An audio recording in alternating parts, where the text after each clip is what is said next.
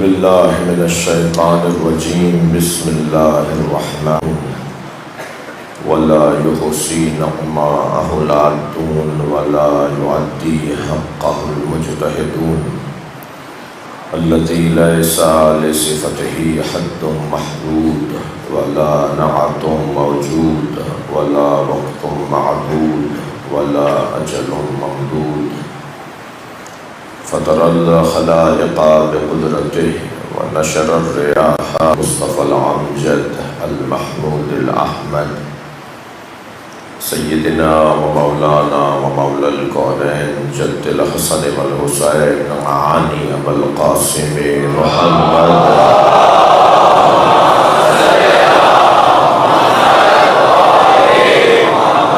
وآله الطيبين الطاهرين المعصومين الذين قال الله إنما يريد الله ليذهب عنكم الرجس أهل البيت ويطهركم تطهيرا.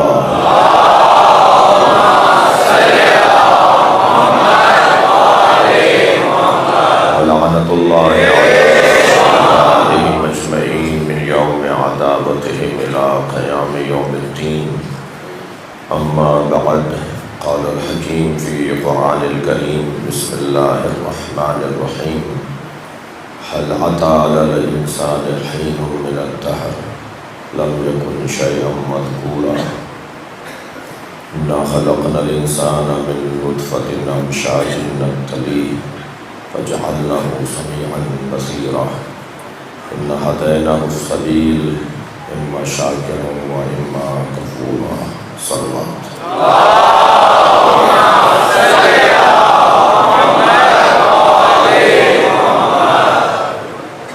سورہ مبارکہ الدہر، سورہ الانسان کی ابتدائی 3 آیتیں.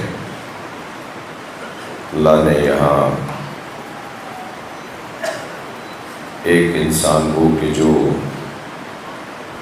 زمانے سے متعلق اور زمانے سے جڑا ہوا بیان کیا ہے. ایک انسان کو جسے اللہ نے خلق کیا ہے مخلوط پانی سے. حین من الدہر لم یکن شیئا مذکورا. کیا انسان پر ایسا کوئی وقت نہیں آیا کہ جب وہ قابل ذکر نہیں تھا. انا خلقنا الانسان من نطفۃ امشاج نبتلیہ. اور ہم نے انسان کو خلق کیا ہے مخلوط پانی سے جو مختلف مراحل سے گزر کر یہاں تک پہنچا کہ فجعلناہ سمیعا بصیرا. ہم نے اسے سننے والا بھی بنایا اور اسے دیکھنے والا بھی بنایا. انا ہدیناہ السبیل. اور ہم نے اس انسان کو رستہ دکھایا ہے. سبیل یعنی رستہ دکھایا ہے.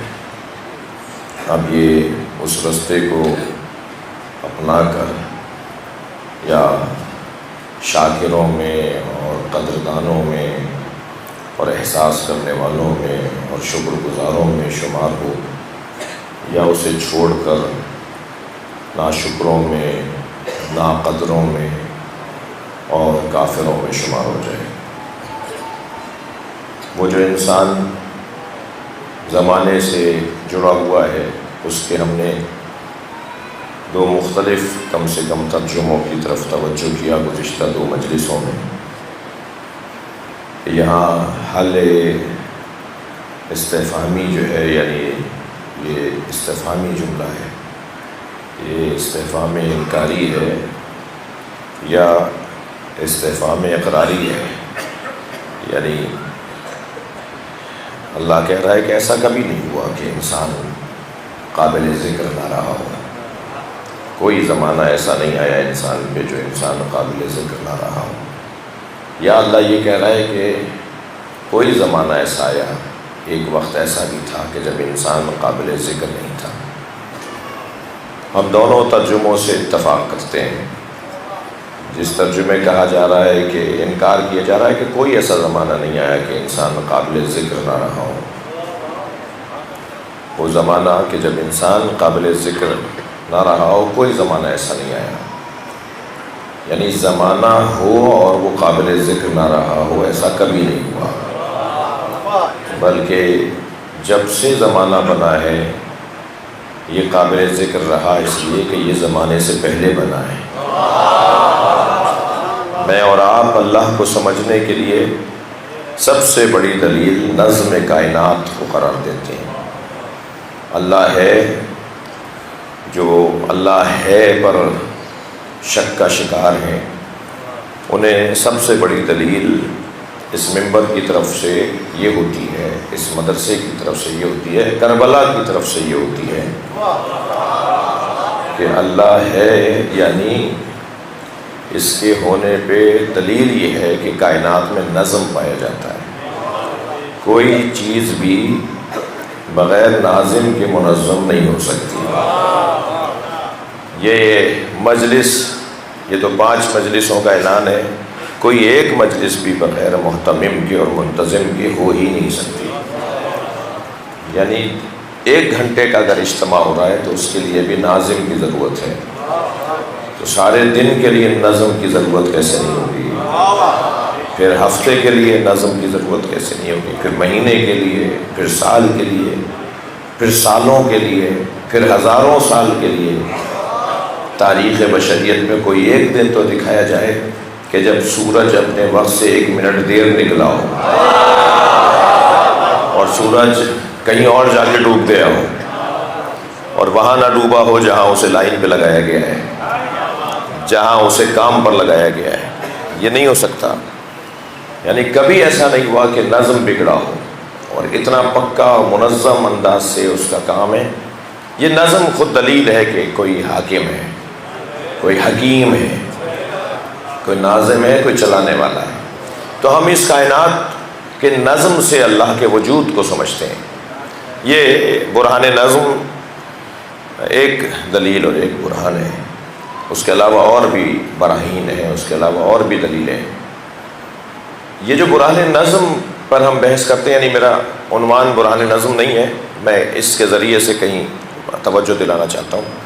یہ جو برہان نظم ہے اس کا تعلق نظام شمسی کے ساتھ، یعنی یہ کائنات کا خاص طور پر ہم کیونکہ زمین پر رکھے گئے ہیں، ہمیں ہمارے دادا کو، ہمارے جد اعلیٰ کو زمین پر اتارا گیا تھا، اگرچہ وہ خود بھی زمین کے نہیں تھے، زمین ان کا وطن نہیں تھا، وہ یہاں کے نہیں تھے، وہ کہیں اور کے تھے، یہاں بھیجے گئے تھے، اور وہ یہاں آئے تھے کسی کام کے لیے۔ یعنی میں یوں کہہ دوں کہ ان کا یہاں آنا کمال، یہاں رہنا کمال، یہاں سے کبھی کبھی کہیں جانا کمال، ان کی ساری زندگی کمال ہی کمال۔ شاعر کہتا ہے کہ ایک شب کا ذکر کیا ہے جانے والے عرش پر، تیری ساری زندگی میں راج ہی میں راج ہے۔ صلوات پڑھے محمد و آل محمد۔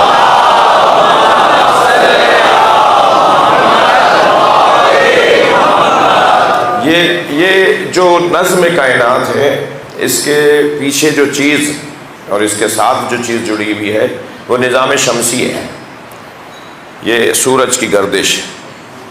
تو ہم اللہ کو سمجھ رہے ہیں سورج کی گردش سے، ہم اللہ کو سمجھ رہے ہیں چاند کی تبدیلیوں سے کہ بدلیاں لیتا ہے، وہ چاند رات کا چاند اور ہوتا ہے اور 14ویں کا اور ہوتا ہے۔ جی ہم اللہ کو سمجھ رہے ہیں نظام جو ہواؤں کا چل رہا ہے، یہ جو پوری کائنات کے اندر ان چیزوں سے، اپنے باڈی کے اوپر، کیونکہ امام جعفر صادق علیہ السلام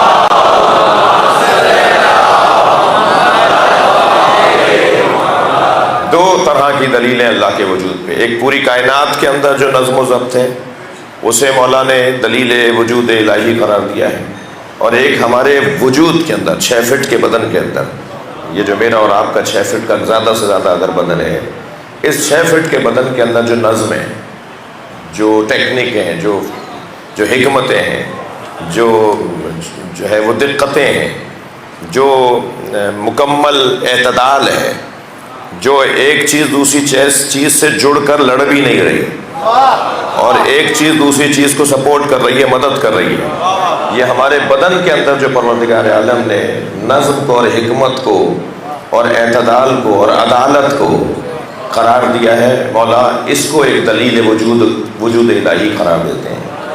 اور مولا کا یہ فرمان جو توحید مفضل میں حضرت نے مکمل ایک خطبہ ہے مولا کا، جو حضرت نے فرمایا ہے وہ قرآن کی اس آیت کی تفسیر ہے، اور مولا کے اس فرمان پر قرآن کی یہ آیت حاکم ہے جو آیت سورہ مبارکہ فصلت میں ہے۔ ارشاد ہو رہا ہے سنوریہم آیاتنا فی الآفاق، ہم پوری کائنات میں انہیں اپنی نشانیاں دکھائیں گے، بہت جلد یہ ہماری نشانیاں دیکھیں گے۔ بہت جلد اس لیے کہ کوئی آج دیکھ رہا ہے، کوئی کل دیکھ چکا، کوئی کل جلدی دیکھ لے گا۔ ہر شخص لائن میں لگا ہوا ہے کہ اللہ کی نشانیوں کو دیکھتا رہے۔ مسلسل اللہ کو دیکھنے والے نظر آتے جا رہے ہیں، مسلسل اللہ کو دیکھنے والے، اللہ کو سمجھنے والے مسلسل بڑھتے چلے جا رہے ہیں۔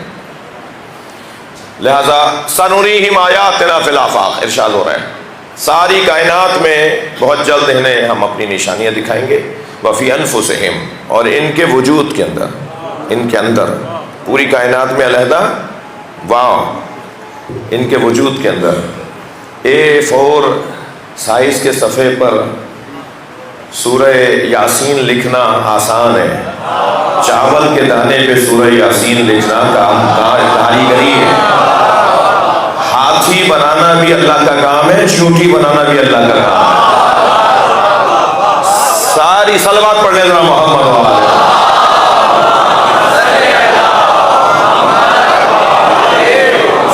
ساری کائنات میں جو اللہ نے نشانیوں کو رکھا ہے وہ ایک طرف، اور اس 6 فٹ کے بدن کے اندر وہاں پہاڑوں کو قرار دیا ہے، ہمارے بدن کے اندر ہڈیوں کو قرار دیا ہے۔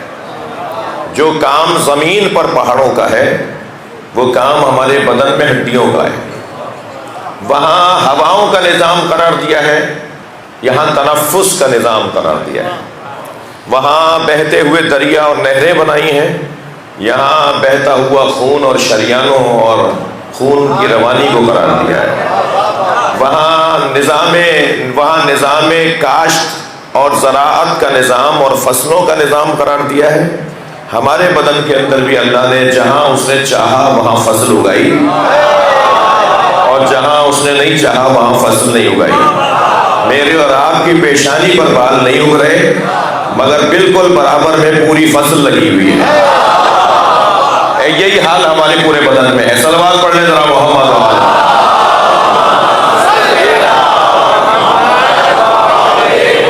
اس سے بہتر اور بلند صلوات رہی۔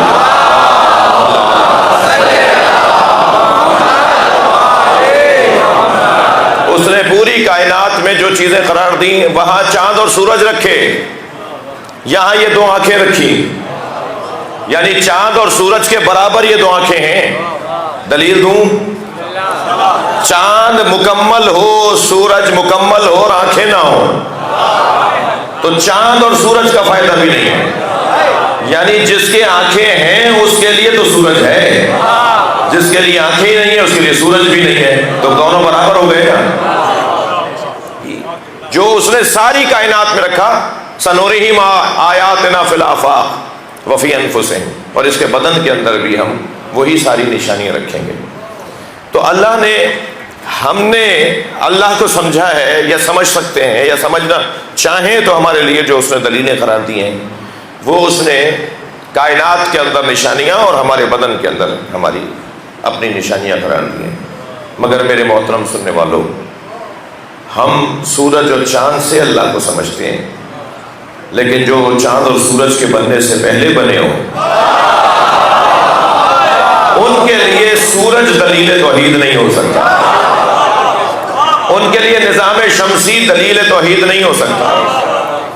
وہ اللہ کو صفات سے اور اللہ کو افعال سے اور اللہ کو اس کی کرم نوازیوں سے نہیں پہچانتے، اس کی عطاؤں سے نہیں پہچانتے۔ وہ ہستیاں اللہ کو اس کی عطاؤں سے اور اس کی کرم نوازیوں سے نہیں، بلکہ اللہ کو اللہ سے پہچانتے ہیں۔ اس لیے کہ مولا فرماتے ہیں لو کشف الغطاء، میرے لیے یہ ساری چیزیں دلیل، ہمارے لیے یہ ساری چیزیں دلیل، علی کے لیے حجاب ہے، علی کے لیے یہ رکاوٹ ہے، امام حسین کے لیے یہ رکاوٹیں ہیں جو ہمارے لیے نعمتیں ہیں۔ جو چیزیں ہمارے لیے نعمت ہیں وہ حسین کے لیے رکاوٹ ہیں۔ فرماتے ہیں یا اللہ میں تیری صفات پر غور کر کے تیری ذات سے دور نہیں ہونا چاہتا، اور ہم اگر صفات پہ غور نہیں کریں تو ذات تک نہیں جا سکتے۔ بھائی تھوڑی اگر بات جا رہی ہو تو توجہ کیجیے گا۔ ہم اگر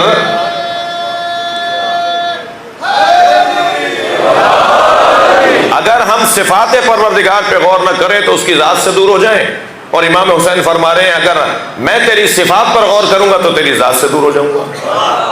جتنا فرق اللہ کو سمجھنے میں میرے اور ائمہ میں ہے، اتنا ہی تو فرق مجھ میں اور ان میں ہے۔ صلوات پڑھ لیں ذرا محمد و آل محمد۔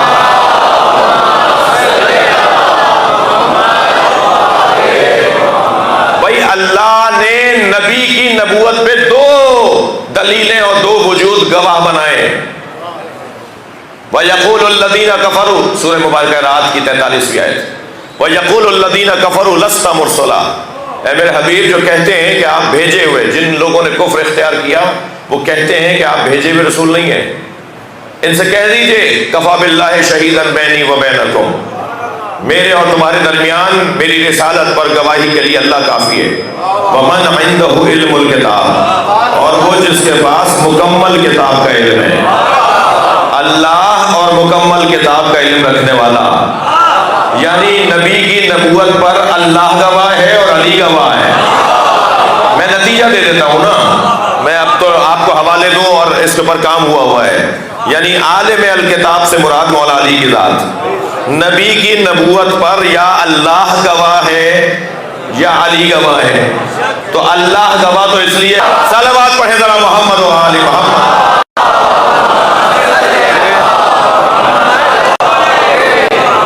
دلیل اور دلیل پہ دلیل۔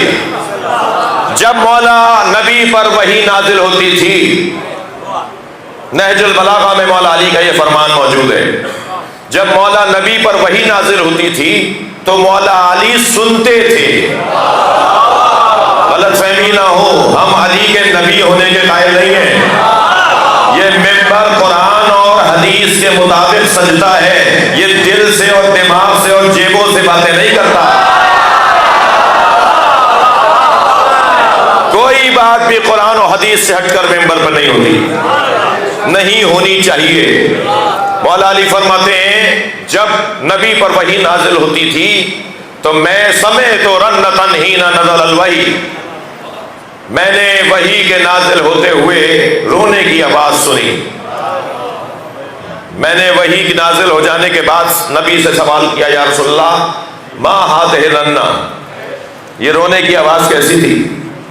فرمایا ھذا الشیطان، جب مجھ پہ وحی نازل ہوتی ہے تو شیطان روتا ہے، جب مجھ پہ وحی نازل ہوتی ہے تو شیطان روتا ہے۔ جی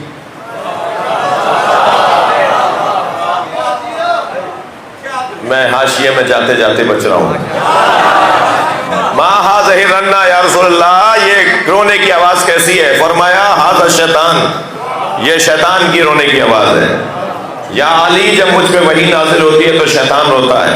یہ کہہ کر مولا نبی نے فرمایا یا علی انت تسمع ما اسمع ترى ما ارى، جو میں سنتا ہوں وہ تم سنتے ہو، جو میں دیکھتا ہوں وہ تم دیکھتے ہو، ولکن لست بنبی، مگر بس فرق یہ ہے کہ تم نبی نہیں ہو۔ صلوات ہدیہ کریں نبی اور آل نبی۔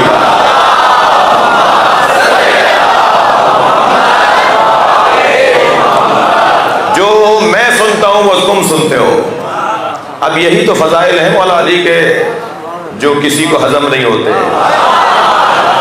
مگر یہ خطیب کا کام ہے، مجھ نوکر کا کام ہے کہ آہستہ آہستہ گھونٹ دے دے کے ہضم کروایا جائے۔ مطلب تو دکھائی دی اگر رب نے قلو اللہ دیکھیں گے، لکھا قرآن میں ہے تو سبحان اللہ دیکھیں گے۔ قل من علیہا فان یبقی وجہ رب کا ذوالجلال والاکرام، علی ہے اللہ کا چہرہ، علی کی آڑ میں ہتارو ہی اللہ دیکھیں گے۔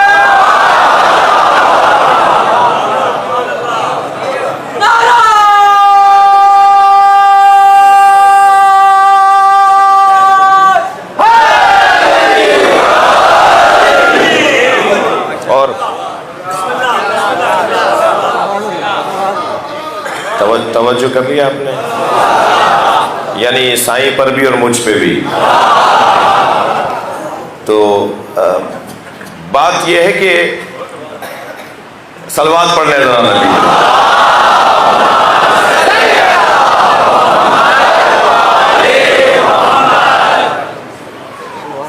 لست بنبی. یہ جو مولا، اچھا یہ ممکن ہے کوئی کہے کہ مولانا ذرا زیادہ عادت بات کیا آپ نے، یہ ابھی بھی نہیں اتری حلق سے، تو میں ذرا اس کو اتارتا ہوں. سرکار نے ارشاد فرمایا اما ترضا تکون منی بمنزلۃ ہارون من موسیٰ. یا علی تم اس بات پہ راضی ہو کہ تمہارے ساتھ میری وہی نسبت ہو جو ہارون اور موسیٰ کو تھی. اگر سرکار یہ کہہ کر خاموش ہو گئے ہوتے تو پھر کوئی یہ کہہ دیتا کہ اس حدیث کی روشنی میں تو دونوں نبی تھے، دونوں معصوم تھے، دونوں عالم تھے، دونوں کائنات پہ تصرف رکھتے تھے. نہیں رکھتے تھے کیا؟ دونوں ولایت تکوینی رکھتے تھے. جی عصائے موسیٰ تو ذہن میں ہے نا، نیل پر مارے تو رستہ بن جائے، پتھر پر مارے تو چشمہ نکل آئے. حضرت موسیٰ اور حضرت ہارون کو جو رشتہ تھا آپس میں، مولا علی فرما رہے وہی تمہارا اور میرا رشتہ ہے. تو جتنے کمالات موسیٰ اور ہارون میں تھے وہ سب علی و نبی میں ہیں. مولا نبی معصوم ہیں اسی حدیث کی روشنی میں. مت پوچھو بار بار ہم سے کہ تم علی کو معصوم کیوں مانتے ہو. کیا یہ توہین یا یہ مصیبت نہیں ہے کہ تم نبی مکرم کو معصوم نہ مانو مگر قرآن میں موسیٰ کو معصوم مانو. جی اگر حضرت موسیٰ اور ہارون نبی ہیں تو معصوم ہے نا. اگر نبی کو بھی معصوم نہیں مانیں گے تو دین کے محفوظ ہونے کا ثبوت کہاں سے آئے گا؟ اگر کوئی صاحب مثلا پی ایچ ڈی ڈاکٹر ہوں اور وہ میرے ساتھ ہوں اور آپ میں سے کوئی پوچھے یہ کون ہے اور میں کہوں کہ صاحب یہ پی ایچ ڈی ڈاکٹر ہیں، اور آپ کے برابر میں بیٹھا ہوا شخص آواز دے کر کے مولانا یہ میٹرک پاس بھی ہیں، تو مجھے تو تعجب اس پہ ہوگا نا. جس کو بتا دیا تھا کہ یہ پی ایچ ڈی ڈاکٹر ہیں وہ پوچھ رہا ہے یہ میٹرک پاس بھی ہیں. جو پی ایچ ڈی ڈاکٹر ہے وہ میٹرک پاس تو پہلے سے ہی ہے. جو نبی ہے وہ معصوم تو پہلے سے ہی ہے. یہ بحث کہاں رہ جاتی ہے پھر نبی کہنے کے بعد کہ معصوم بھی ہیں یا نہیں ہے؟ جب نبی ہیں تو معصوم ہے. اور عصمت میرے بچوں جوانوں میں آپ کو جملہ ہدیہ کر رہا ہوں. عصمت جہاں عظمت انبیاء ہے، عصمت جہاں عظمت اہل بیت ہے، وہاں ضرورت دین بھی ہے. جیسا لیا تھا ویسا پہنچایا یا نہیں؟ جیسا لیا ویسا پہنچانے کو عصمت کہا جاتا ہے. یہ بالکل بال برابر بھی جس کے اندر فرق نہ آیا ہو پیغام الہی میں، وہ امانت ہے جو معصوم کے پاس ہوتی ہے. تو سارے کمالات حضرت موسیٰ اور حضرت ہارون والے مولا علی کے اندر ہیں، اس لیے کہ نبی نے فرمایا میری نسبت تمہارے ساتھ وہی ہے. اور یہ مستند حدیث ہے، بحث سنی شیعہ کی بھی نہیں ہے.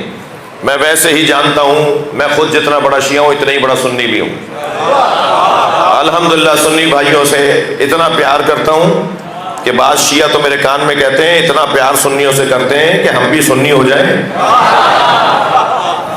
الحمدللہ یہ مجمع مخلوط مجمع ہے اور حسین کا دروازہ ہے.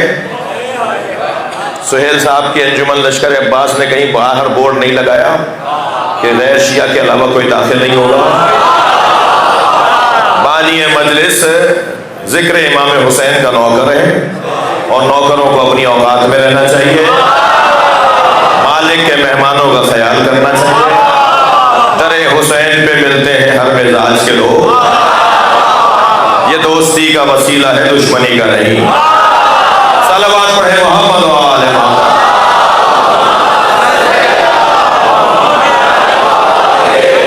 بلندر صلوات.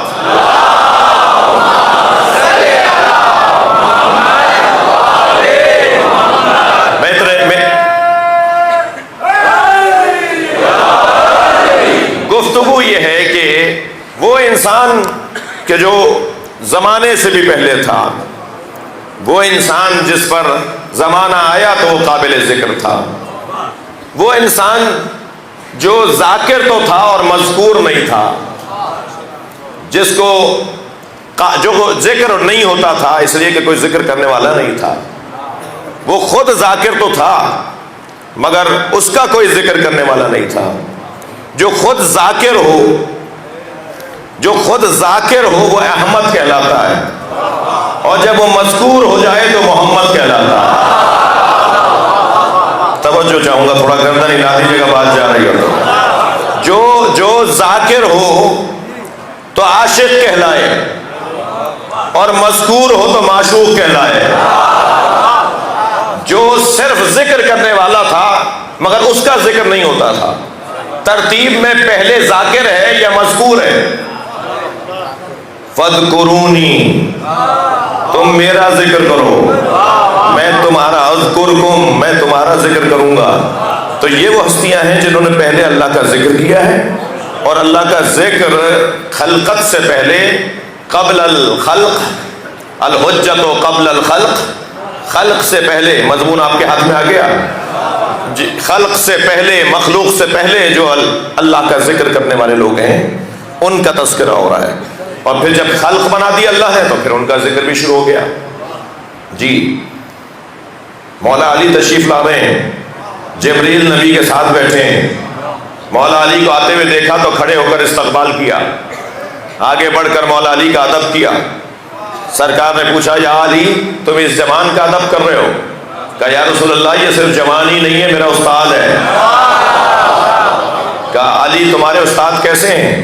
کہا یا رسول اللہ جب اللہ نے مجھے خلق کیا تو جیسے ہی میں مجھے خلق کیا، ہی نہ خلقنی اللہ، جب اللہ نے مجھے خلق کیا تو فوراً اس کی طرف سے سوال آ گیا من انت و ما انا، تم کون ہو اور میں کون ہوں؟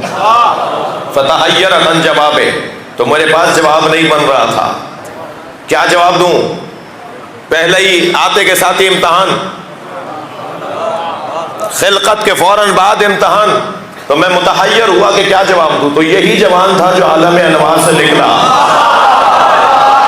اور اس نے مجھے کہا خبردار ڈرو نہیں، کہہ دو انتا رب العالمین و انا جبریل، اسمی جبریل و عبد ذلیل، میں ایک معمولی بندہ ہوں، میرا نام جبریل ہے۔ اس علی نے مجھے بتایا تھا کہ میں کون ہوں اور اللہ کون ہے۔ میرا دل کہہ رہا ہے کہ ایک جملہ ہدیہ کر دوں، جبریل نہیں بتایا نا، کہ انہوں نے بتایا تھا کہ کہہ دو میں عبد ذلیل ہوں، نام جبریل ہے، یعنی جبریل کا نام بھی جبریل علی نے رکھا ہے نا۔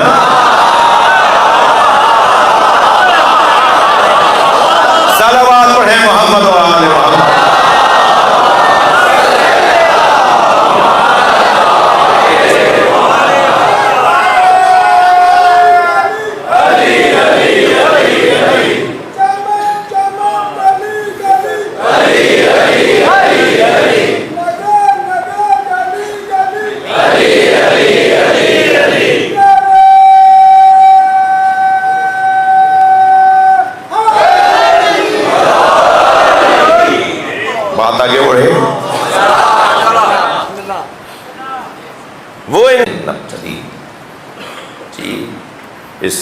اس انسان کا ذکر جسے رستہ دکھایا، یعنی میں کہہ دوں کہ ہادی اور ہے، مہدی اور ہے،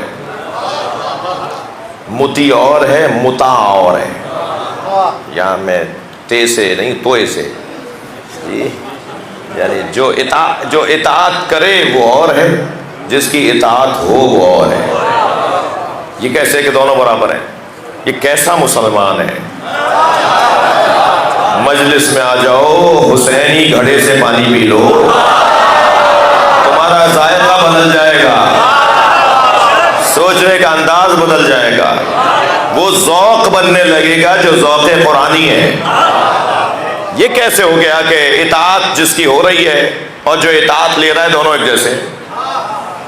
پڑھانے والا اور پڑھنے والا دونوں ایک جیسے ہیں۔ ایک صلوات اور پڑھیں محمد و آل محمد،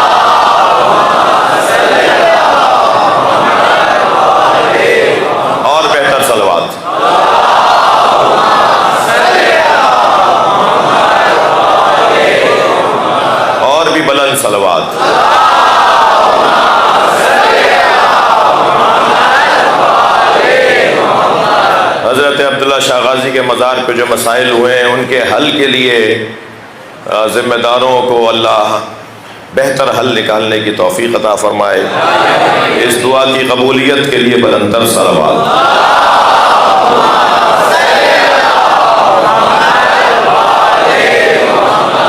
توجہ کر لی؟ تو بات یہ ہے کہ وہ انسان جو ہدایت دے گا، وہ انسان جو ہدایت لے گا، وہ انسان جسے رستہ دکھایا گیا ہے، وہ انسان جو خود رستہ ہے، جو خود رستہ ہے، سبیل۔ یہ پہلی مجلس میں کہہ چکا ہوں کہ سبیل، صراط، حبل اللہ، نور، یہ مختلف نام ہیں جو اللہ نے قرآن میں یاد کیے ہیں، اور وہ مختلف مفاہیم کے ساتھ بیان ہوئے ہیں، مختلف اشاروں کے ساتھ بیان ہوئے ہیں۔ وہ ہر اللہ کا رستہ ایک اور بہتر رستے کی طرف لے جاتا ہے، اور بالآخر ایک ایسے رستے پہ پہنچتے ہیں جو صراط ہے، جو حبل اللہ ہے، جو نور ہے، جس کا پھر کام ہے کہ وہ جوڑ دیتا ہے، اس وجود لامتناہی سے جوڑ دیتا ہے، اس سمندر ناپیدا کنار سے جوڑ دیتا ہے بلا تشبیہ۔ لہذا دونوں انسانوں میں فرق ہے۔ عزیزان گرامی، یہ جو دو طرح کے انسان ہیں نا، ان کو قرآن میں ایک اور تعبیر کے ساتھ یاد کیا گیا ہے۔ پہلے تسلی دیجئے، آپ مجھ سے اکتا تو نہیں رہے؟ یہ اللہ نے اس دو طرح کے انسانوں کو ایک اور نام سے بھی یاد کیا ہے۔ تن کا شجرۃ طیبہ اصلھا ثابت وفرعھا فی السماء تؤتی اکلھا کل حین باذن ربھا وکلمۃ خبیثۃ کشجرۃ خبیثہ اجتثت من فوق الارض ما لھا من قرار۔ یہ دو طرح کے انسان، ایک کو شجرہ طیبہ کہا ہے، ایک کو شجرہ خبیثہ کہا ہے۔ یہ قرآن پڑھ رہا ہوں، تبرہ نہیں کر رہا۔ ایک کو شجرہ طیبہ کہا ہے، ایک کو شجرہ خبیثہ کہا ہے۔ شجرہ طیبہ کی پھر کچھ صفتیں بتائی ہیں۔ ظاہر ہے جو کام کا وجود ہوگا اسی کے اندر صفتیں زیادہ ہوں گی، جو کام کا وجود نہیں ہے اس میں تین صفتیں اللہ نے بیان کی۔ پہلی صفت تو بیان کی کہ اصلھا ثابت، اس کی جڑیں بہت مضبوط ہیں، اس کی جڑیں بہت مضبوط ہیں۔ پھر دوسری، اچھا جڑیں مضبوط ہوں گی تو پھر دو کام اور بھی اس میں بڑھ جائیں گے۔ جڑوں کے مضبوط ہو جانے پر، جڑ کے مضبوط ہونے پہ دو کام اور بڑھ جائیں گے۔ اگر جڑ ہی مضبوط نہیں ہوگی تو آگے بات ہی نہیں چلے گی۔ لہذا شجرہ خبیثہ کے لیے اللہ نے کہا اجتثت من فوق الارض، اس کی جڑوں کی کیا بات کریں، یہ تو زمین کے اوپر سے اگتا ہے۔ شجرہ خبیثہ کو اللہ کہہ رہا ہے یہ تو زمین کے اوپر سے اگتا ہے۔ جو زمین کے اوپر سے اگتا ہو، جس کی جڑیں ہی نہ ہو، تو اس کے بارے میں اب آگے کیا بات ہونی ہے؟ جس کا وجود ہی مضبوط نہ ہو، جو خود وجود ہی نہ ہو، پھر اس کی کیا بات ہونی آگے؟ لیکن جس کی جڑیں مضبوط ہیں، پھر اس کے دو کام اور بڑھ گئے۔ دوسرا کام یہ بڑھا فرعھا فی السماء، اس کی شاخیں آسمانوں میں۔ کسی درخت کی شاخیں آسمانوں میں نہیں جاتی، شاخیں بہت ہوں گی، اچھا کام والا درخت ہوگا تو پلٹ کے زمین پر آئیں گی، آسمانوں پہ نہیں جاتی۔ یہ آسمانوں کے ساتھ، زمین کے ساتھ، آسمانوں کے ساتھ جوڑنے والا درخت کون سا ہے؟ جو وہاں والوں کو یہاں جوڑتا ہے اور یہاں والوں کو وہاں جوڑتا ہے، جس کا وہاں بھی تعلق ہے، جس کا یہاں بھی تعلق ہے، وہاں سے وحی الہی لے کے یہاں پہنچاتا ہے، یہاں سے حاجتیں لے کے وہاں پہنچاتا ہے، جس کا دو طرفوں سے تعلق ہو۔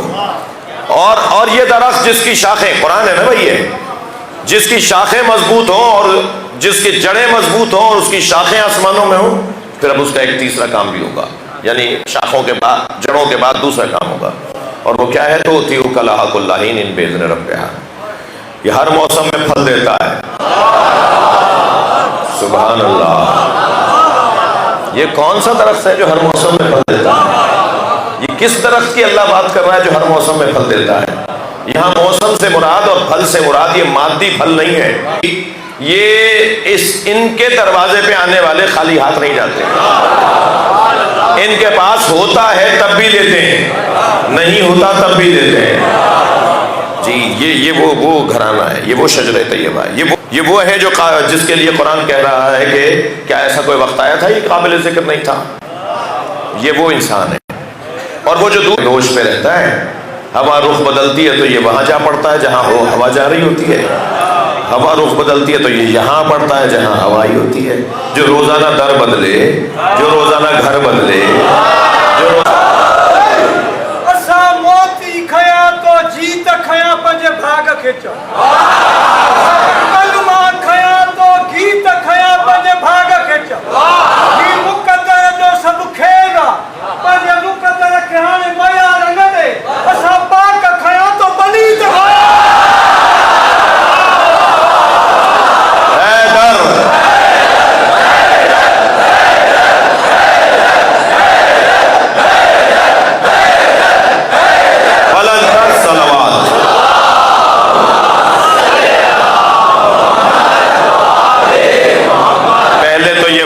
جائے یہ میرے ساتھ کراچی سے نہیں آئے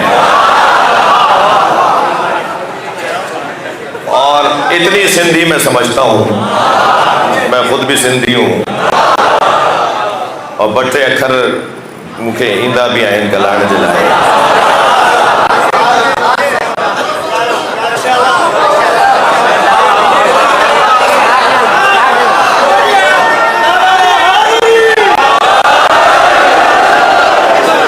موکے سمجھ میں اچھی بھی دو سائیں جو مطلب چھا ہے. اگر مطلب سائیں جو ہو مجھے تقریر جے حساب سا تو ماں بھی نہ روحنم. اگر مجھے مطلب یعنی مجھے مضمون سا مانا متضاد ہوں دو، متغایر ہوں دو، مخالف ہوں دو تو کو تبصرو کندم تو کو تھوڑو ماحول خراب تھی ویندو. ان جے لائے مجھے توقع ہے تے سائیں جن مجھے بھی خیال کندا. صلوات پڑھ لے محمد و آل.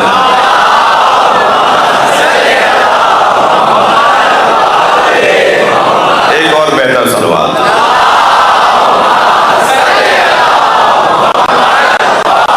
یعنی 1 گھنٹہ ہو رہا ہے، میرا تو گھنٹہ نہیں ہے مگر 1 گھنٹہ ہونے والا ہے اور ابھی میں میرے حساب سے میں اپنے مضمون میں جو آج سوچا تھا اس میں آدھا آیا ہوں. تو تاخیر ہونے کا خوف بھی ہے. دور دور سے احباب تشریف فرما ہو رہے ہیں، بعض لوگ تو دوسرے شہروں سے بھی آ رہے ہیں، تو اس لیے سب کا مجھے خیال کرنا ہے اور بہت لمبی گفتگو بھی نہیں کرنی. شجرہ خبیثہ جو زمین کے اوپر سے اگتا ہے اور جس کو کوئی قرار نہیں ہے. جی رنگ بدلنے والے لوگ، رنگ بدلنے والے لوگ، زمانے رنگ بدلنے والے لوگ، حلیے بدلنے والے لوگ، نظریے بدلنے والے لوگ، در بدلنے والے لوگ. خبردار میرے بچوں جوانوں، جس علی کا نعرہ لگاتے ہو اس علی کا پیغام یہ ہے کہ زمانے کو مڑ کر نہیں دیکھنا، موڑ کر دیکھنا.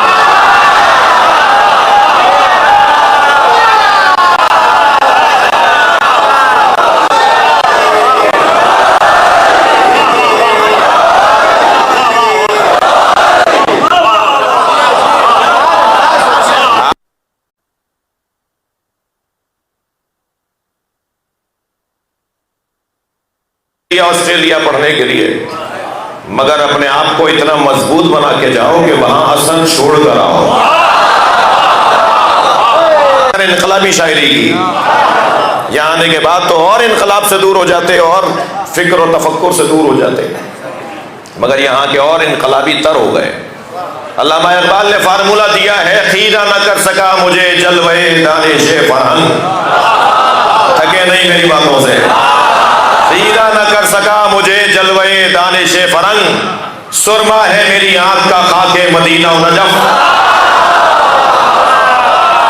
اپنی آنکھوں میں مدینہ و نجف کی خاک کا سرما لگا لو تو پھر تم ہمیشہ مدنی آنکھوں سے دیکھو گے یا نجفی آنکھوں سے دیکھو گے. صلوات پڑھے محمد و آل.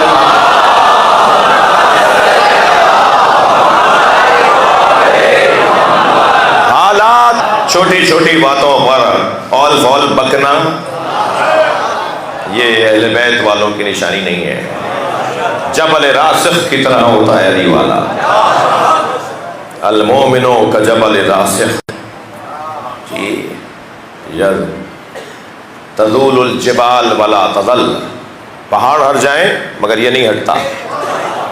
یہ میدان میں بھاگنے کے لیے جاتا ہی نہیں ہے, یہ میدان میں ڈٹنے کے لیے جاتا ہے اس انداز. اور میں ایک اور نا,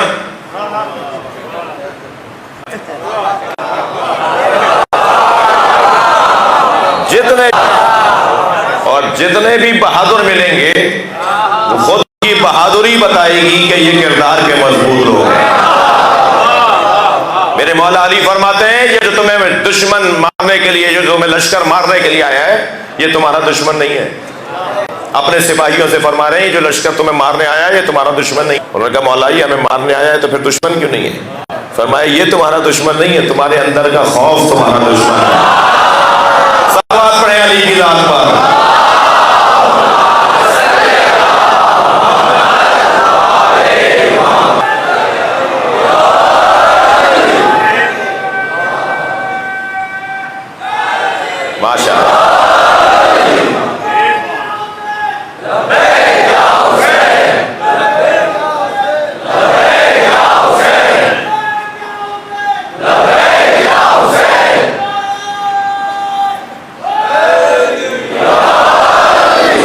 تسلی دیجئے کہ 10 منٹ لیٹ ہو جاؤں تو.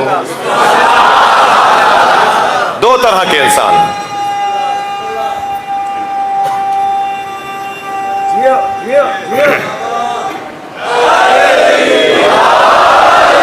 دو طرح کے انسان, ایک شجرہ طیبہ, ایک شجرہ خبیثہ. پھر قرآن نے ایک مرتبہ اور لہجہ بدلا, ارشاد ہوا هو الذی انزل علیک الکتاب, سورہ مبارکہ آل عمران آیت نمبر 7. هو الذی انزل علیک الکتاب منہ آیات محکمات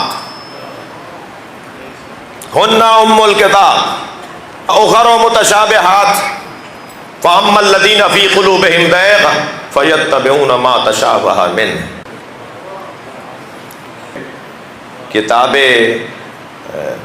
مکتوب ہے, سطروں والی اور لکھی بھی کتاب کی طرف اشارہ ہے. یقیناً حجیت ظاہر قرآن حجیت رکھتی ہے, یعنی جو ظاہر میں آیا ہے اسے پہلے ماننا ہوگا, پھر باطن میں جائیں گے اور پھر تعویلات میں جائیں گے. تنزیل کو مانے بغیر تعویل سمجھنا یہ پریشان کن بات ہے. یعنی جو لوگ تعویل میں پہلے چلے جاتے ہیں اور تنزیل کو نہیں لیتے وہ پریشان ہو جاتے ہیں. تو قرآن کے طالب علموں کو پیغام دے رہا ہوں کہ پہلے اس پر بات ہوگی, پھر باطن میں بات ہوگی. پھر باطن تو 70 ہے, ایک بات سمجھ میں آئے گی تو ایک اور بات سامنے آئے گی, وہ دوسری بات سمجھ میں آئے گی تو پھر تیسری بات سمجھ میں آئے گی, اور بطن در بطن آپ اترتے چلے جائیں گے. اور یہ ایسا سمندر ہے جس کی گہرائی اتنی طویل ہے کہ اس میں اترنے والے کو یہ بھی سوچنا ہوتا ہے کہ مجھے واپس بھی آنا ہے. بہت سارے لوگ اترنے کا تو شوق رکھتے ہیں, پھر واپس آتے ہیں تو کافر ہو کے ہی لوٹتے ہیں. رب قارئ القرآن رب تال القرآن والقرآن یلعنہ.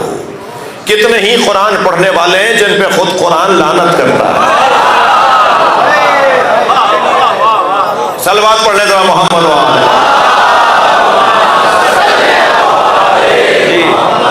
لہذا قرآن کا ظاہر ہمارے, تو ایک تو قرآن کہہ رہا ہے کہ اللہ کتاب مستور اور کتاب مکتوب کے اوپر بات ہو رہی ہے.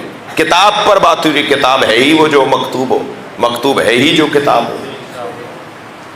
جی معارف اور مفاہیم. مولانا عرفانی صاحب تشریف فرمائے, حیدرآباد کے مضبوط بزرگ عالم دین. خوشی کی اور اطمینان کی بات یہ ہے کہ محترم مجمع دل نوجوان جو گناہوں سے بچے رہے, بچے ہوئے ہیں, ان کے چہروں کا نور بتا رہا ہے کہ یہ گناہ نہیں کرتے. اور وہ جو بزرگ یہاں تشریف فرمائے ہیں ان کی عبادتوں کا اثر ان کے وجود سے ظاہر ہو رہا ہے.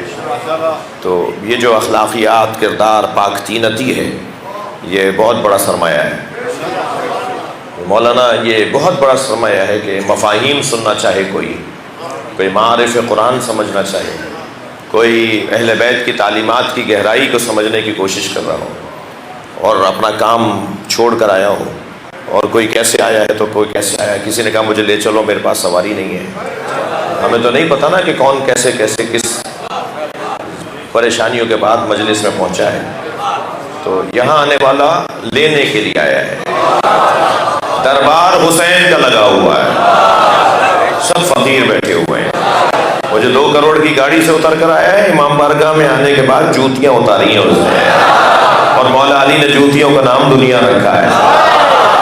ہم اپنی دنیا چھوڑ کر آتے ہیں، باہر ہوں گے کچھ، باہر جائیں گے تو شاید کچھ ہو۔ یہ امام حسین سے مانگنے والے آئے ہیں، اور کیا کیا ہے کربلا میں امام نے، مصائب تھوڑی دیر بعد پڑھوں گا، لیکن ایک عظمت امام حسین کا کیا کیا ہے کربلا میں، مسیح کی بنیاد رکھی ہے۔ آکسفورڈ، کیمبرج دنیا کے تصور سے کہیں بالا تر، ساری دنیا سر جوڑ کر بیٹھ جائے تو حسین کا نظام تعلیم اس کے اوپر ششدر حیران ہونے کے علاوہ کچھ اور نہیں سمجھ میں آیا۔ سن 61 ہجری میں جس عالمی اوپن یونیورسٹی کی بنیاد امام حسین نے رکھی تھی نا، یہ امام بارگاہ اس کا ایک کیمپس ہے، اور کلاس کا رنگ بھی تو دیکھیے کیسا ہے، یہ چھوٹا سا بچہ بھی کچھ سیکھنے آیا ہے، وہ بزرگ بھی کچھ لینے آیا ہے، وہ فیکٹری کا مالک بھی کچھ لینے آیا ہے، وہ ککڑی کا ٹھیلا چھوڑ کر جو آیا ہے وہ بھی کچھ لینے آیا ہے، وہ جوتیاں بنانے والا بھی کچھ لینے آیا ہے، ہر شخص یہاں کچھ لینے آیا ہے، اور کلاس ایسی لگی ہوئی ہے جس میں آنے والا فیس دے کر نہیں آیا ہے، بھاری فیسیں دے کے یونیورسٹی میں داخلہ نہیں لے رہا، بلکہ اپنی ذات کی نفی کر کے مجلس میں آ کے بیٹھا ہے۔ کچھ نہیں، اپنی ذات سے ہاتھ اٹھاؤ، زمین پہ بیٹھ جاؤ، جوتیاں اتارو۔ بہت سارے لوگ جوتیاں نہیں اتار پاتے، مہنگے قالینوں پہ جوتیوں سمیت آ جاتے ہیں، مگر وہ لوگ بھی امام بارگاہ میں جوتی اتار دیتے ہیں۔ یہ جوتیاں نہیں اتار رہے، اپنی دنیا اتار رہے ہیں، یہ اپنی دنیا چھوڑ کر آ رہے ہیں۔ توجہ، جتنا اس رنگ میں اطمینان ہے، سکون ہے، شاید ہی کہیں اور یہاں سے جانے والا خاص طور پر ہر مجلس میں جو ایک پیغام ہمیں ملتا ہے، ایک کام ہمیں ملتا ہے، ایک کام ہم کرتے ہیں، وہ ہے خلوص بڑھانے کی مشق۔ خلوص بڑھانے کی مشق وہ کیسے ہوتی ہے؟ رونے کے ذریعے۔ کوئی رو ہی نہیں سکتا جب تک کہ وہ اپنے دل کی گہرائی میں نہ اترے۔ آنسو نہیں آئیں گے، میں آپ کو بتا رہا ہوں، آنسو اسی کے آئیں گے جو دل میں اترے گا، اور دل میں تو یہ رونا، اس کے بہت فائدے ہیں۔ یہ جو اہل بیت نے ہمیں رونے پہ لگایا ہے نا، ہمارے ہی قبیلے کے بعض لوگ ذرا رونے پہ تبصرہ بھی کرتے ہیں، تو انہوں نے جو ایسا ان تک بات وہ مفہوم وہ زاویہ انہوں نے دیکھا نہیں ہے، چاہا بھی نہیں ہے اس زاویے کو دیکھنا۔ ہم رونے کے لیے پیدا نہیں ہوئے، اتنی جلدی آرام سے نہیں بولو بھائی، لیکن آمادہ نہیں ہے تو نمازوں کا کیا فائدہ؟ پتھر دل لوگوں کی تو نمازیں اللہ قبول نہیں کرتا، روزے کا حج کا کیا فائدہ اگر دل ہی تیار نہیں ہے؟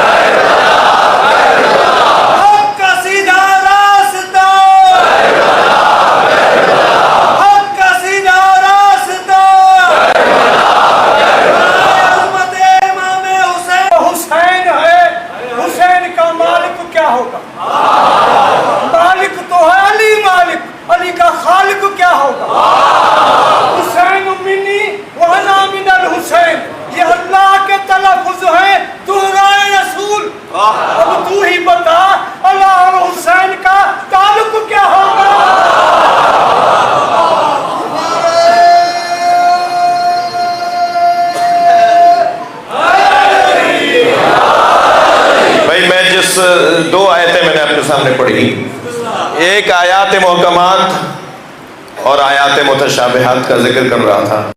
اس سے پہلے آیت میں نے پڑھی شجرہ طیبہ اور شجرہ خبیثہ کی۔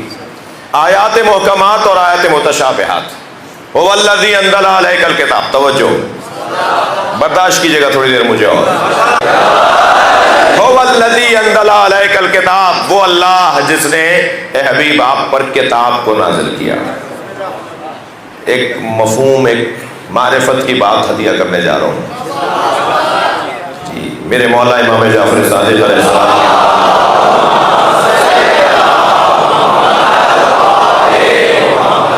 ایک شخص نے آ کر کہا فرزند رسول یہ امی کا کیا مطلب ہے؟ حضرت نے فرمایا لوگ کیا بولتے ہیں، لوگ کیا کہتے ہیں، لوگ کیا سوچتے ہیں. کہنے لگا مولا یہ لوگ سوچتے ہیں کہ آپ کو لکھنا پڑھنا نہیں آتا تھا. امی کا مطلب یہ ہے کہ آپ کو لکھنا پڑھنا نہیں آتا تھا. میرے معصوم امام نے فرمایا وائے ہوئے ان پہ، کیا انہوں نے قرآن کی آیت نہیں پڑھی؟ اب آپ ذرا دیکھیے مولا کیا کہہ رہے ہیں. فرماتے ہیں یہ آیت نہیں پڑھی هو الذی بعث فی الامیین رسولا منہم یتلو علیہم آیاتہ ویزکیہم ویعلمہم الکتاب والحکمہ. وہ اللہ جس نے مبعوث کیا ہے امیوں میں سے امیوں میں انہی میں سے رسول کو جس کے یہ 4 کام ہیں. یتلو علیہم آیاتہ، جس کا پہلا کام یہ ہے کہ وہ آیات الہی کی تلاوت کرتا ہے. وَيُزَكِّيهِمْ، اور لوگوں کو اچھا انسان بناتا ہے، تزکیہ نفس کرتا ہے، اچھا انسان بناتا ہے. وَيُعَلِّمُهُمُ الْكِتَابَ وَالْحِكْمَةَ، اور لکھنا سکھاتا ہے اور حکمت سکھاتا ہے. صلوات پڑھے ذرا مولا کی ذات پر.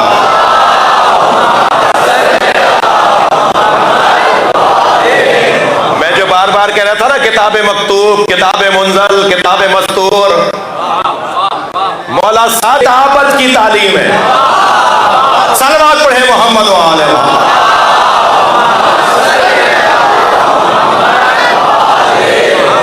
لکھنا سکھانے آئے، جو آیا ہی سکھانے ہو کہ کیسے لکھا جاتا ہے. تم کہہ رہے ہو اسے لکھنا نہیں آتا، اس کے شاگرد علی سے پوچھو کہ کیا سکھایا ہے. اس کے شاگرد فاطمہ سے پوچھو کہ کیا سکھایا ہے. تمہارا کیونکہ وہاں گزر نہیں تھا تو تم سمجھے کہ انہیں لکھنا نہیں آتا. مصطفیٰ کے شاگرد بتائیں گے کہ نبی نے کیسے لکھنا سکھایا. خبردار خبردار اپنی اصلاح کرو. نبی کو لکھنا پڑھنا نہیں آتا تھا یہ تم توہین کر کے نون والقلم وما یسطرون. صلوات پڑھیں محمد و آل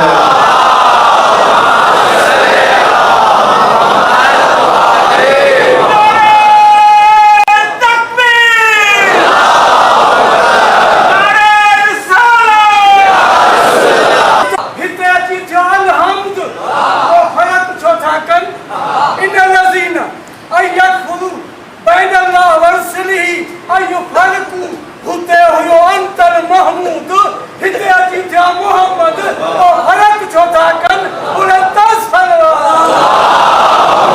ہمیں اللہ نہ بولو قولوا ما شئتم، جو چاہو. صلوات پڑھیں محمد و آل محمد.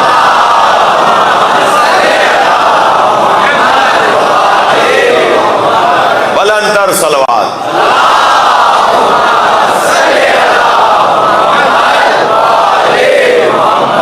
اس لیے کہ بعد از خدا بزرگ تو ہی قصہ مختصر. پچھلے دنوں مولانا ایک کلام کہنے کی توفیق ہوئی، جناب موسیٰ کاظم صاحب سے اصلاح کے لیے سنا ہوں. کبھی کبھی تک بندی کر لیتا ہوں. غدیر خم کے سفر میں سراب کوئی نہیں، خدا نبی کا علی کا جواب کوئی نہیں. بھائی شعر تو ایسے نہیں سنتے جیسے آپ سن رہے ہیں. نثر میں تو گنجائش تھی آپ کے لیے. خدا نبی کا علی کا جواب کوئی نہیں، 1000 ذرے مگر آفتاب کوئی نہیں. 1000 ذرے مگر آفتاب کوئی نہیں، 1000 ذرے مگر آفتاب کوئی نہیں. تو آپ سب ہیں مگر بو تو آپ.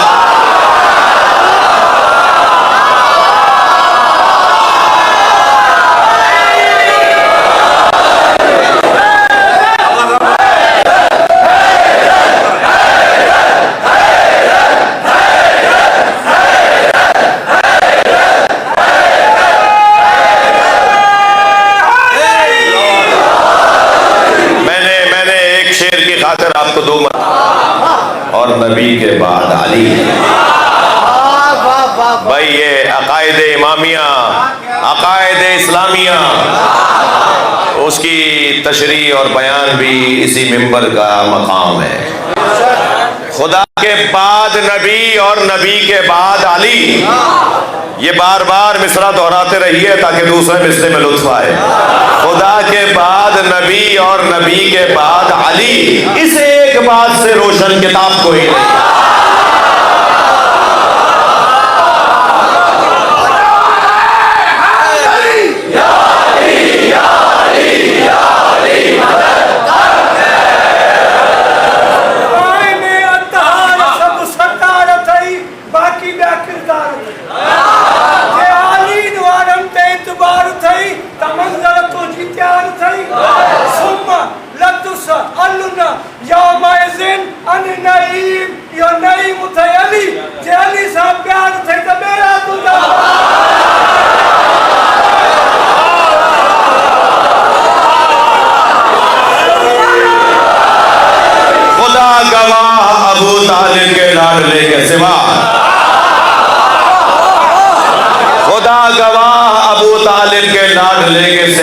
نہیں ہے مثل رسالت معاب کوئی. صلوات پڑھیں محمد و آل محمد.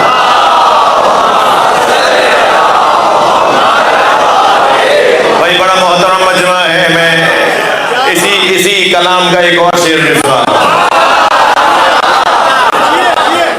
کروں میں ترک تبرع یہ غیر ممکن ہے.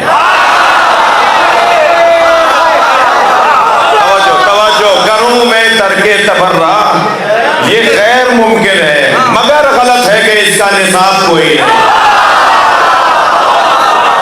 صلوات پڑھیں محمد و آل محمد.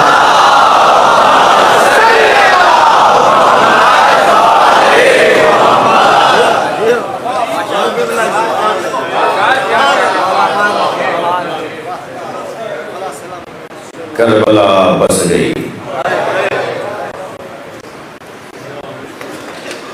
کسی غلام کا لاشا بھی آگے بڑھ کر ہر لاشا خود اٹھاتے تھے، مگر 4 لاشوں پہ حسین بہت روئے، خود بہت روئے. میرے مولا کی آنکھوں سے آنسو روکتے نہیں تھے. جس پر مولا کی آنکھوں سے آنسو نہیں رکے وہ ہے قاسم. اجرکم اللہ. اللہ کسی قلب میں نہ روائے. رونے والوں سے گزارش کروں گا مجلس میں تکلف کر کے نہیں رہے، فقیر بن کے مولا کی بارگاہ میں عاجز بن کے. جب جناب قاسم گھوڑے سے گرے ہیں نا، چچا کو مدد کے لیے پکارا. امام گھوڑے پر بیٹھ کر تلوار نکال کر اس تیز رفتاری سے امام کا گھوڑا دوڑا اور یہ کہتے ہوئے گھوڑے کو لے کر جا رہے ہیں، تم نے میرے بھتیجے کو یتیم سمجھا. اجرکم اللہ، اجرکم اللہ، اجرکم اللہ. تم نے میرے بھتیجے کو اکیلا سمجھا ہے. دشمن یہ سمجھا کہ حسین نے ہم گئے کہ یہاں کے گھوڑے وہاں دوڑے، وہاں کے گھوڑے یہاں دوڑے. ہر شخص اپنی اپنی جگہوں کو لے رہا تھا اور بار بار ایک آواز آ رہی تھی، چچا بچائیے. اجرکم اللہ، اجرکم اللہ، چچا بچائیے. جب گرد چھٹی تو کیا دیکھا؟ لاشا پامال ہے. عزادارو آپ کی آوازیں بلند ہو گئی جب یہ آپ مجلس میں ہائے کہہ کے روتے ہیں. یقین جانیے جناب زہرا کو اور ایک چھوٹی سی بچی بھی دادی کے ساتھ آتی ہے، اس کے پرسے کے لیے یہ آپ کی بڑی خدمت ہے. اجرکم اللہ، اجرکم اللہ. کربلا میں 2 بدن ایسے ہیں جن پہ گھوڑے دوڑے ہیں. ایک کا بدن اور ایک حضرت قاسم کا بدن. مگر رونے والوں دونوں میں فرق یہ ہے، ایک شہادت کے بعد پامال ہوا، ایک زندگی میں پامال ہوا. بار بار پکارتے رہے چچا میری مدد کیجیے، اور جب لاشا پامال دیکھا تو امام نے پہلا جملہ فرمایا تیرے چچا پہ بڑا گرا ہے، تم مدد کو پکارے ہو، تیرا چچا تیری مدد نہ کر سکے. ایک روایت تو آپ نے بارہا سنی ہے کہ امام حسین نے ابا بچھائی، لاشے کے ٹکڑے جمع کیے. یہ بہت سارے ذاکرین اور خطبہ پڑھتے ہیں، مگر ایک اللہ کا ولی، ایک مجتہد، ایک عارف آیت اللہ سید ابن طاؤس نے بڑا عجیب جملہ لکھا ہے. وہ کہتے ہیں کہ جس شہزادے کا قد دراز نہیں تھا گھوڑے پر بٹھایا تو رکابوں تک پیر نہیں پہنچ رہے تھے. جس شہزادے کا قد دراز نہیں تھا، جب امام حسین نے لاشا اٹھایا تو حسین کے بدن سے دراز لاشا تھا. حضرت قاسم کا لاشا دراز ہو گیا تھا.